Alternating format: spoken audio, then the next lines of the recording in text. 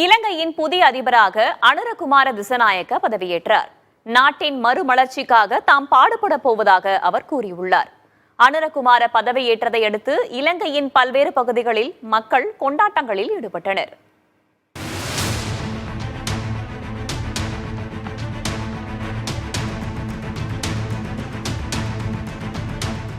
இலங்கை தலைநகர் கொழும்புவில் அதிபர் மாளிகையில் நடைபெற்ற விழாவில் நாட்டின் 9வது அதிபராக அனுரகுமார திசநாயகவுக்கு அந்நாட்டு உச்சநீதிமன்ற தலைமை நீதிபதி ஜெயந்தா ஜெயசூர்யா பதவி பிரமாணம் செய்து வைத்தார்.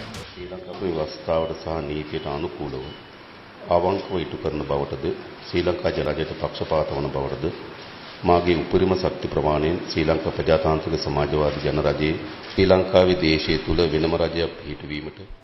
விழாவில் பேசிய திசநாயக்க இலங்கை தனித்து இருக்க முடியாது என்றும் சர்வதேச ஒத்துழைப்பு அவசியம் என்றும் குறிப்பிட்டார். தான் ஒரு மந்திரவாதி அல்ல என்றும் பொருளாதாரத்தால் பாதிக்கப்பட்டுள்ள இலங்கையை முன்னேற்றுவதற்கான முயற்சியில் தானும் ஒரு பங்காக செயல்படுவேன் என்று அவர் கூறினார். අප ඒ වෙනුවෙන් කැප වෙන සූදානම්. අපේ රටේ දේශපාලකයා දේශපාලන පිළිබඳව පොදු පුරවැසියන්ගේ තිබෙන්නේ අයහපත් අදහසක්.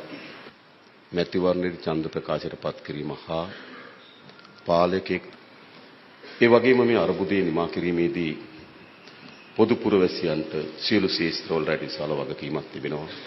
මා හැම දෙනාගේම සහාය අපේක්ෂා කරන ඒ වගකීම ඉටු කිරීම වෙනුවෙන්.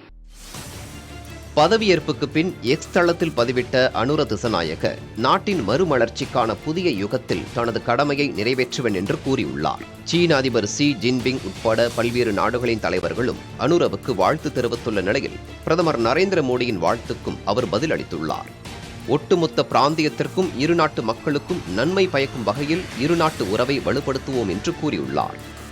ஜனதா விமுக்தி பெரமுனாவின் கூட்டணியான தேசிய மக்கள் சக்தி வேட்பாளராக அதிபர் தேர்தலில் போட்டியிட்ட அனுரகுமார திசநாயக்க சஜித் பிரேமதாசவை தோற்கடித்து நாட்டின் புதிய அதிபராக தேர்ந்தெடுக்கப்பட்டார். பொருளாதார பிரச்சினைகளுக்கு பிறகு 2022ஆம் ஆண்டு ஏற்பட்ட மக்கள் கிளர்ச்சியில் கோத்தபய ராஜபக்ச ஆட்சியை விட்டு அகற்றப்பட்ட பின் முதன்முறையாக அங்கு கடந்த 21ஆம் தேதி அதிபர் தேர்தல் நடைபெற்றது.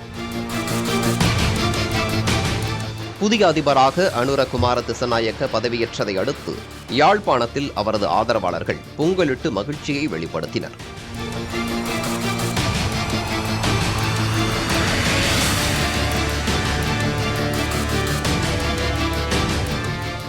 இதேபோல இலங்கையின் பல்வேறு பகுதிகளிலும் பட்டாசுகளை வெடித்தும் இனிப்புகள் வழங்கியும் தங்கள் மகிழ்ச்சியை பகிர்ந்து கொண்டனர்.